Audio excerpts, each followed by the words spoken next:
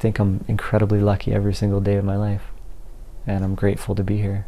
Travis Cross has a scrapbook of his brush with death. He was nearly killed in an impaired driving crash. He was the drunk driver. A group of us from work were going out second night of Stampede to the Old Cowboys. I did a favor for one of my coworkers who was working behind the bar that night, and so he actually started to give me free drinks. And I go back to the bar and he'd hand me 2 beers, and I come back 2 more beers. So by the time I blacked out, I have no idea how much I drank. In hindsight, Cross can only assume that once he blacked out, he went into autopilot mode and got into his car and headed out of downtown. Police say he was 4.5 times the legal limit and was driving more than 100 kilometers an hour when he crashed.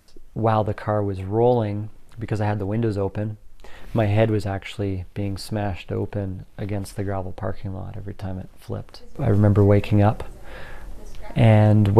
with excruciating pain rifling through my skull. All of Cross's injuries were to his face and head. I had 22 skull fractures.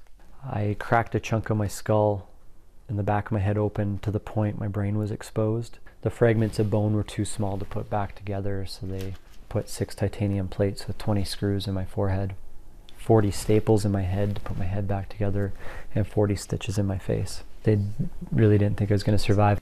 Miraculously, 6 days later, Cross walked out of the hospital. He was charged with impaired driving and dangerous driving. Cross no longer drinks and now supports zero tolerance for drinking and driving. I think we've got a lot of mixed messages in our society where they say don't drink and drive. Oh, but if you're under the legal limit, it's okay. That doesn't make sense. I think there's enough stories out there. We've learned enough that it's becoming stupid. It really is. It just does not need to happen. It's a choice. It's a stupid choice. Nancy Hixt, Global News.